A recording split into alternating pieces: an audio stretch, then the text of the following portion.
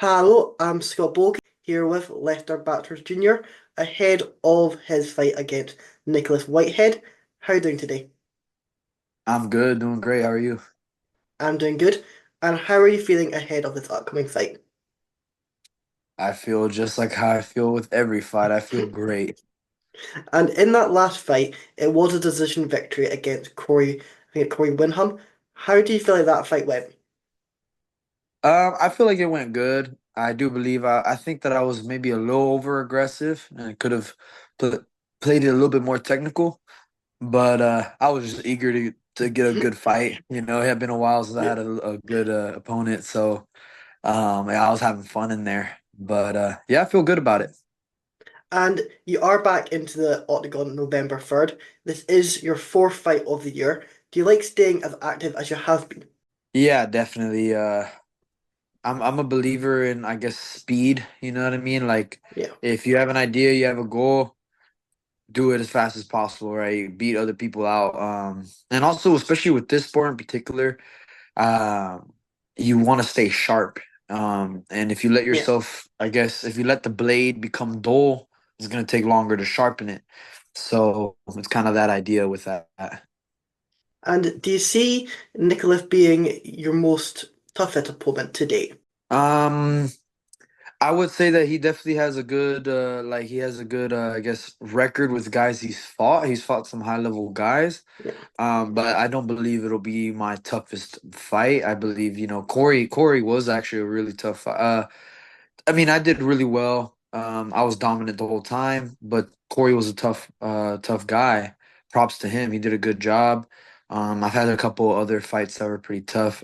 I believe, of course, I'm always gonna go in there believing I'm gonna finish this guy. So I don't think so. I think I'm gonna finish him. And what's been the main changes since the last fight? To be honest, not too many huge changes. Of course, the biggest changes with me at this point is just, I guess, intensity. I'm just gonna Yeah. increase it more than I did last time, but really, like, why change what's working? It's working. So, our routine is very similar, just adding a little details, sharpening little things up. Um, but yeah, I mean, shit, it's working, so we're not changing too much. Exactly. And were you signed to a four fight deal? Is that correct?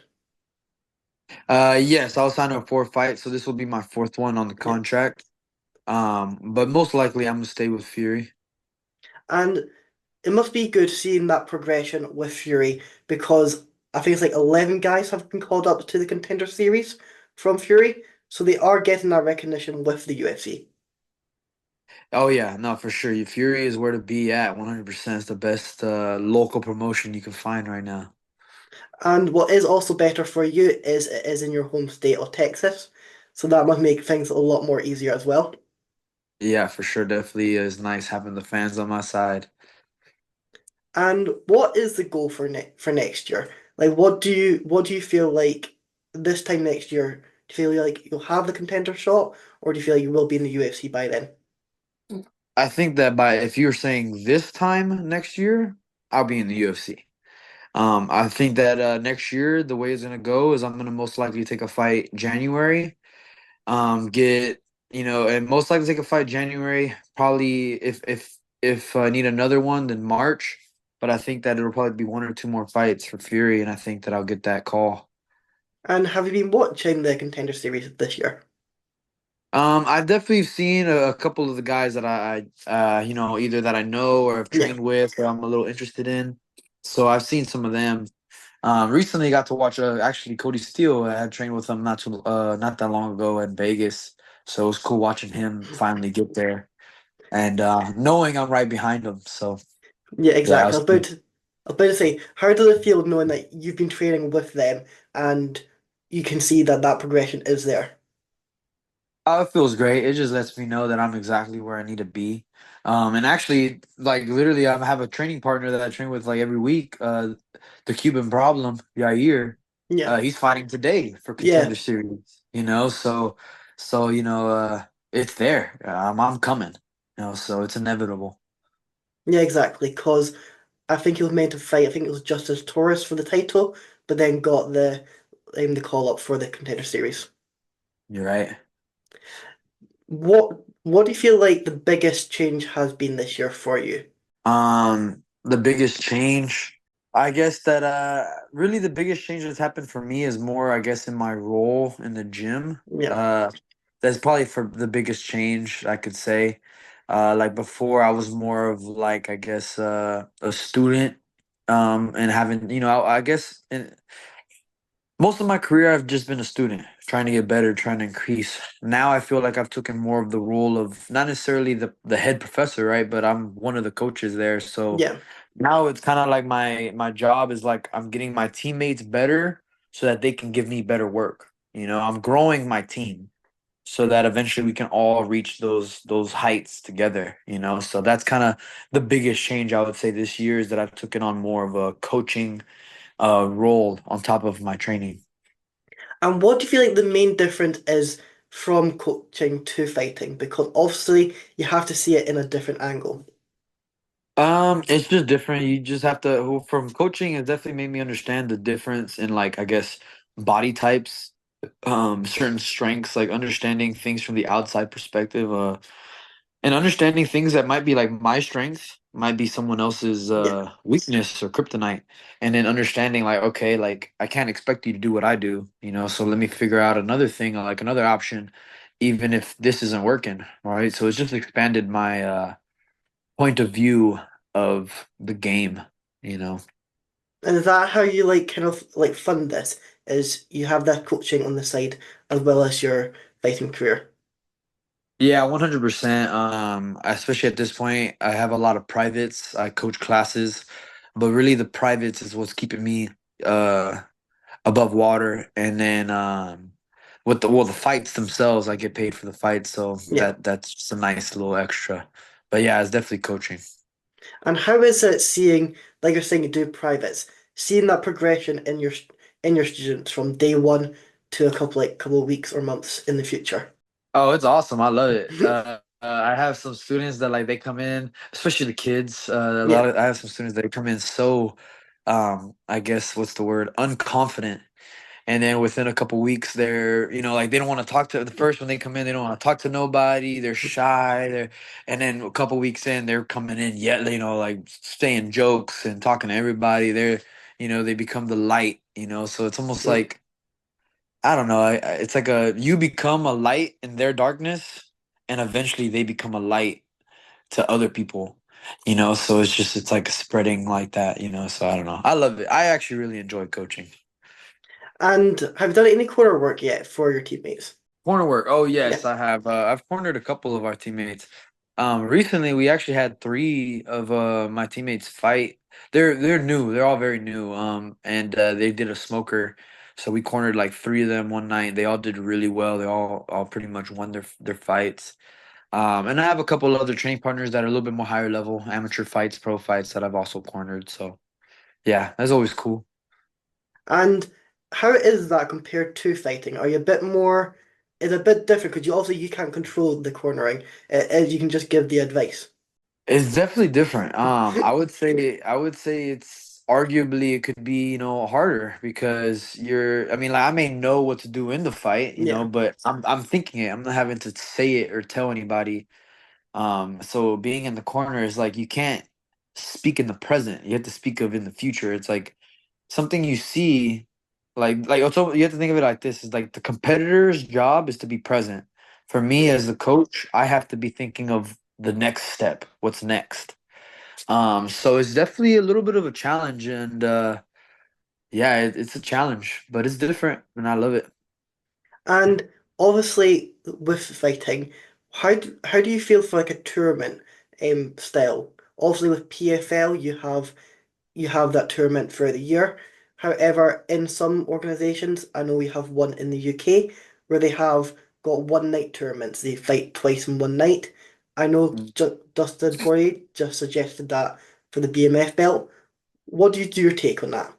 I mean, hey, whoever does that is a tough son of a bitch because that's hard. I've done three fights in 3 days. I've Yeah, done it. I've been a part of it, and I know it's not only a physical challenge, but mentally it takes a lot, to stay locked in. But I'm with it. I think that it's doable. 100%. I feel that if, as long as you're, the fighters are healthy after their fight, fuck it, like I mean, it's in training we spar multiple rounds, Yeah. so why not fight multiple fights, right? As long as you're healthy, of course. It's a little different in a fight, but you know, I'm not against it. Yeah, because I remember you were talking last time we spoke about your IMAS career, how that has helped you a lot because of how strong that competition is. Do you still feel like that is the case? Yeah, 100%. It's like I was saying, I mean, to be fighting a couple days in a row, it's different than just one fight.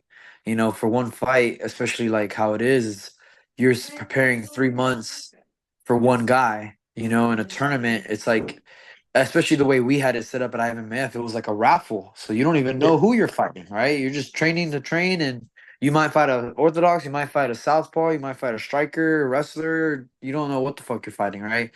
You just got to prepare for everything and adapt. You have to be able to adapt in the moment. And I believe that it's an extremely valuable skill to be able to just be thrown in to a situation that you weren't preparing for, and then having to make the necessary adjustments in the moment. It's a great skill to have. So And and then there's also same day weigh-ins. How do you like to do weigh-ins? Like what's your normal fight day weight? my fight day weight Yeah, is usually like 175. Like, so let's say if I'm fighting at 155, like my yeah. weight is at 155. That day that I fight, it will be probably like 170 to 175. If I was doing those tournaments, it's different because you have to weigh in the Yeah, same yeah. day, and it's like you have to weigh in 3 days in a row. So I didn't do 155 for those fights. I fought 170, and then I was probably walking into the fight maybe 175. That night, or that next morning early, I'd cut the weight, so that's only like 5 pounds. So it's a little different how you have to manage it. But yeah. Because obviously you have people like Alex Pereira who went into middleweight, who on fight night is a lot heavier than the middleweight division. How do you feel like that those competitors are? Because obviously they also have to drain themselves to get making weight. Do you feel like it's worth the risk? Worth the risk. It depends, man. I guess that it goes down to body type. Some people can handle those things a little bit better than others, just because their bodies are more adept Yeah, to it. So I would just say be careful. You know, if you're a new fighter, I would say be careful with those big weight cuts because it can mess you up in the long run. I would say you only have a couple big weight cuts in your life because it's a lot on your body or your organs. They can't take that constant. Uh, yeah, it can't take that. So I would just say be careful. But if you're doing it right, you're doing it smart. You got the right people behind you. You know what your body can take. Do what you can. But just be careful in it. and do you do your weight cut yourself, or do you bring in like a nutritionist to be able to help you with that? I pretty much do it myself. I do have people that, like, I guess have kind of like helped me out, like told me things that might Yeah, be work better, might work not like as good. So I've kind of just been troubleshooting my whole ever since I've been like because I wrestled. So yeah. when I wrestled, I was cutting weight too. So I've had like 6, 7, 8 years of cutting weight. So at this point, I've troubleshooted a lot of shit. I've pretty much figured out what works best for me. So I don't really have a nutritionist. I kind of just do it on my own. I know what to eat intuitively. So. And then after this fight, like you're saying, you want to get in there in about January for a fight. Do you know at least what you're wanting from that fight? Like, are you wanting a main event slot, main card, an experienced fighter? Do you have an idea of what you're wanting? For January, Yeah, they just not necessarily, of course, main card, 100%. Every single time I fight, I believe I should be on the main card. I bring a lot of fans, I bring a lot of yeah. eyes. I think I deserve that 100%. Main card 100. If I'm the main event, then I believe I deserve that as well. But for me, it ain't that serious. I just know that I'm going there to win so that I can get to my main goal, which is the UFC. I'm trying to get to where I'm trying to go or where I need deserve to be. Um, but for January, the biggest reason why I was saying that is because the promoter Eric, he had Yeah, offered me for me to fight that day because that's the Fury 100.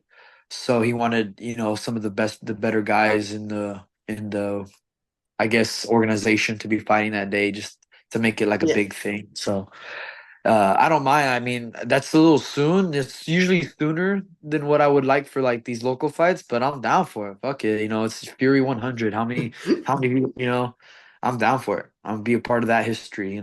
So I'll do it. And do you feel like it's got a bit of like an honor knowing that this is going to be a massive card for Fury 100 and they've asked you to be part of that? I felt, yeah, I definitely 100%. I'm honored for them to think about me whenever they think about who are we gonna have for a big event. I love that they thought about me. Um, Yeah, feel honored. I think that I've been doing what I should be doing. I bring a lot of fans. I bring a lot of eyes. I bring a show. I mean, my last Yeah, fight, I didn't finish the guy, but the last two ones, I finished them in a spectacular way. The last one, I didn't finish, but it was a fight that like you're gonna have fun. yeah. People were on their feet. Man, I was at the third round. I was telling everybody, let's go. Like I deserve, to be where I'm at. So yeah, I mean. I definitely feel the honor. Eric's showing a lot of love. And with this fight, did they give you like a few names? And this is one that you thought was give you the best chance of progressing further? Or did they just say, here's Nicholas, are you wanting this fight? How was this fight come about? So they actually had gave me like two names. They had given me another guy, but by the time we responded, he wanted to fight. I think he wanted to fight really soon and had just fought. So I was like, man, I'm down to fight, but can we do November? Yeah. And the original guy, he was like, nah, I want to fight sooner. So he got another fight, and then we got Nicholas. So I was like, all right, well, let's go. I mean, for you, it doesn't matter who it is, you know you're Yeah, going to get a victory. yeah, for me But it don't matter. I believe I'm better than everybody in the local scene. That's just where I'm at in my head. I don't give a damn. well, I I'll fight mean, anybody. you have proved that with your performances as well. Got that, like you're saying, didn't get the stoppage last time, put on the show. Time before that, under 15 seconds. So you are putting on spectacular performances. Yeah, yeah. When it comes to that day, look, I do my thing. I don't know what it is. It might not even me, honestly. I give my props to God. Like I really feel that on the days that it really matters, He's taking the wheel. It's just me accepting that, allowing Him to take control. So that's how I feel. Well, thank you for coming on. I know you'll absolutely smash this victory and onto bigger things for Fury 100. I'll let you have the final word. Anything else you're wanting to add? Anyone else you're wanting to shout out? Awesome. I just really want to say thank you to all of my sponsors. I have a lot for this fight coming up, some new ones as well. I have a couple that have been around, for instance, like TexCon, TexLux, Fuegos, Starched, Batres Grand Venue. MA Printing has been with me for quite a while. And then some of the newer ones that I just collected are like Kirsch Roofing, Legacy. It's a nonprofit organization. So definitely check them out. They help underprivileged children. So that's a good one. Just go check them out. See if you can support them. I'm actually really proud to be a part of what they're doing. And then another one we have is the tax. It's a tax money um sponsors. So yeah, I just want to say thank you to all of my sponsors. I appreciate everything y'all do for me, showing the love. Realign as well. He's always every week he's been hooking me up with cupping and muscle scraping. I appreciate that a lot. Um and yeah, big shout out to my dad, my head coach, the El Jefe himself, Lester Sr. Man, big shout out. I love that man. And to all of my teammates, I feel that everybody recently has been locking in, really understanding the goal and understanding the dream and being able to see it for themselves. And I just want to say I'm proud of everybody that's around me right now. I feel that everybody's elevating and I appreciate it. So yeah, Oh, that's that it. sounds great. Thank you for coming on.